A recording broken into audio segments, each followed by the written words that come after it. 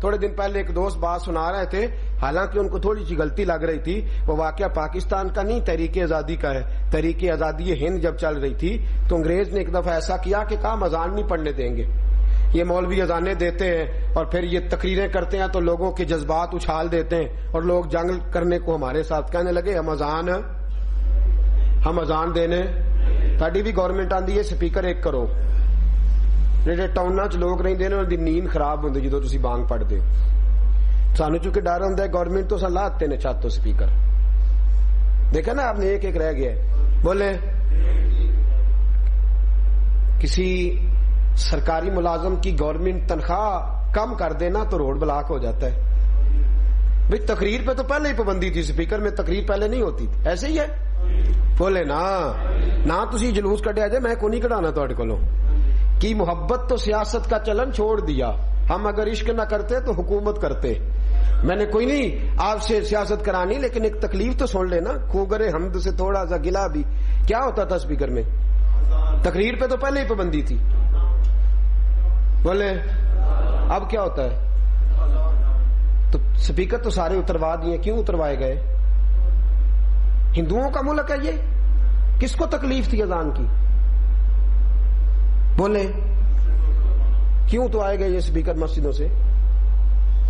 آپ ابھی بلدیاتی الیکشن آئے گا, آپ لڑیں گے ایک دوسرے کے ساتھ, آپ گریبان کاٹیں گے ایک دوسرے کا. اس کو ووٹ دو, اس کو ووٹ دو. بے دینوں کو ووٹ دو, ان بدماشوں کو ووٹ دو تاکہ یہ مسجدوں سے اسپیکر اتروائیں. اور سنیں بات, ساؤنڈ اگر گانے بجانے کے لیے ساری رات آپ نے چوک میں مہندی پہ لگانا ہے تو پرمیشن لینے کی ضرورت نہیں. لیکن اگر چوک پہ آپ نے محفل کرنے کے لیے اسپیکر لگانا ہے تو آپ کو 10 جگہ سے اجازت لینی پڑے گی. سکھوں کا ملک ہے, انگریزوں کا وطن ہے یہ, یا کافر بستا ہے. علماء 300 عالم دین ڈویژن گجرانوالہ کا جیل میں سزائیں بھگت رہا ہے, اذان دینے کی سزا. 300 عالم. ہمارے شہر سے ایک مولانا صوفی قسم کے ہیں, مولانا احسان اللہ صاحب, بیچارے کو ڈھب سے اس شخص کو 2-4 آدمیوں میں بیٹھ کے بات نہیں کرنی آتی, سپیکر پہ محفل کا اعلان کرنے کے جرم میں 3 مہینے تک بیچارہ جیل میں رہ کے آیا. محفل کا اعلان تو نے کیوں کیا؟ کس کا منہ تکیں, کس کو جا کے کہیں؟ ہم یہاں مولوی صاحب اگر بات کریں تو کہتے ہیں کو نہیں جمع پڑھنا ہے, سیاست دان ہے, وہ تو پارٹی کی سپورٹ کرتا ہے. اور جس کی بھی حکومت آتی ہے ایسے ہی رہتا ہے, پارٹیوں سے غرض نہیں. یہاں جو بھی آتا ہے کالا چور بن کے آتا ہے.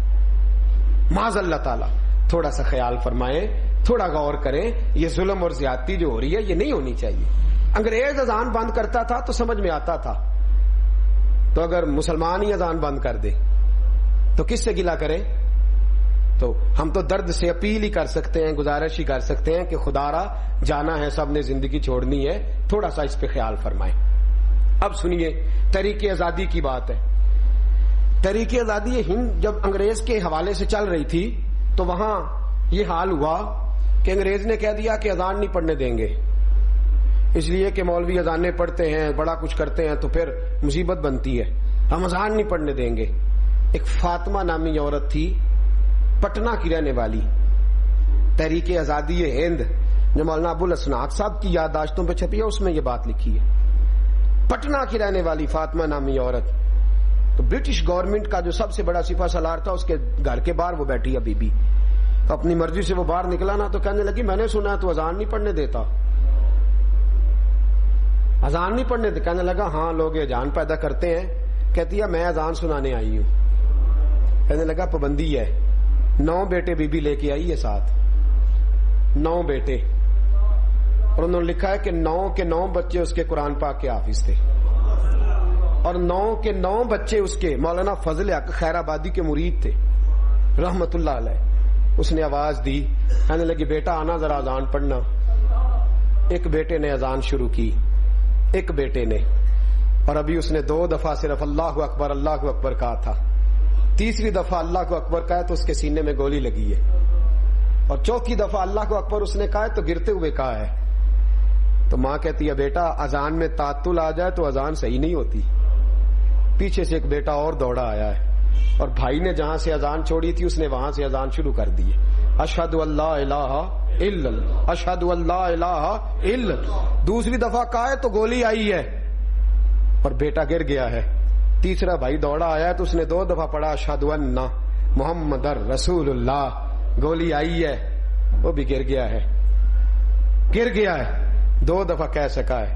تیسرا آیا ہے تو بس 2 دفعہ حیا علی الصلاح کہہ کے گولی کھا کے گر گیا ہے. چوتھا آیا ہے حیا علی الفلاح کہا تو گر گیا ہے.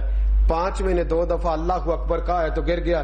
6ٹھے نے لا الہ الا اللہ کہا ہے تو سینہ چھلنی ہے.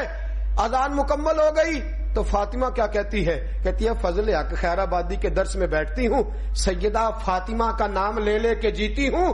ابھی تو میں نے 6 بیٹے قربان کیے ہیں اور میرے مصطفیٰ کی اذان مکمل ہو گئی ہے, 3 تو میرے ابھی باقی ہیں, 3 تو ابھی باقی ہیں. تو وہ کہنے لگا مجھے باقی باتوں کا نہیں پتا, اذان کا معاملہ کیا ہے یا میں نے کیا کرنا ہے. بی بی یہ بتا کہ ماں تو مر جاتی ہے اور تیرے 6 بیٹے تیرے سامنے تڑپتے رہے اور تو نے آنکھ پہ آنسو تک نہیں آیا. تو کہنے لگی میری پھوپھی کی بیٹی بے اولاد ہے, میری فلاں بہن کا 1 بچہ ہے, فلاں کے 3 ہوئے تو چلے گئے. یہ میرے بیٹے نہیں, یہ اللہ کی امانتیں تھی, دی بھی اللہ نے تھی, لے بھی اللہ ہی گیا ہے. تو بستر پہ بھی تو مرنا تھا. میں خوش نصیب نہیں جس نے 6 کے 6 بیٹے محمد کے نام پہ قربان کر دیے. میں خوش نصیب نہیں کہ اللہ جس دھج سے کوئی مقتل میں گیا وہ شان سلامت رہتی. جان کی کوئی بات نہیں, یہ جان تو آنی جانی ہے. جان اللہ لے جائے گا کہ نہیں؟ جہاں مرضی قید ہو جاؤ تو امانت کس کی ہے؟ تو اگر راہ شہادت میں دے دو گے. میرے محبوب علیہ السلام کے زمانے میں حضرت عمر بن جموع کی بیوی 4 بیٹے لے کے خامد لے کے آئی ہے میدان احد میں. 4 بیٹے اس نے شہید کرائے ہیں. کہتی اللہ کی امانت ہے, خامد شہید ہوا ہے. اور پھر حضور کی بارگاہ میں جا کے کہتی ہے سونیا پلو میں نے جھاڑ دیا ہے لیکن میری جان ابھی باقی ہے. حضور جو میرے پلو میں تھا نا 4 بیٹے خامد, وہ میں نے جھاڑ دیا اس لیے کہ میرے نہیں تھے, اللہ کی امانت تھے, اللہ نے مجھے عطا فرمائے تھے. 4 بیٹے میں نے دے دیے ہیں, خامد دے دیا ہے, پلو جھاڑ دیا ہے, لیکن سانسوں کی ڈوری باقی ہے. سونیا تو جہاں کہے گا میں وہیں خون نچھاور کر دوں گی, میں وہیں جان دے دوں گی. اور میرے دوستو امانت سمجھ اللہ کی نعمتوں کو, اور ایک تو امانت سمجھ کے استعمال کر, تکبر میں نہ. اور دوسرا میرا دوست جب اللہ اپنی امانت واپس مانگے تو پھر اس کی راہ میں اڑا نہ کر, پھر یہ نہ کہا کر کہ یہ کیسے ہو گیا, یہ کس طرح ہو گیا, پھر ناشکری کا جملہ زبان سے ادا نہ کیا کر. پھر ہنسی خوشی آمنا و صدقنا انا للہ و انا الیہ راجعون, اللہ کی طرف سے آئے ہیں, اللہ کی طرف لوٹ جانا ہے. پھر اس رنگ میں اس کی امانتیں جب وہ مانگے واپس کر دیا کر. اس تصور سے جب تو جیے گا پھر تو ٹینشن اور ڈپریشن کی طرف نہیں آئے گا, پھر تیرے اندر ایمان پختہ ہوگا, سکون قلب اطمینان روح تجھے نصیب ہوگا. ہمیشہ مدحت خیر الانام میں گزرے. دعا ہے یہ عمر درود و سلام میں گزرے. آخر دعوانا ان الحمدللہ.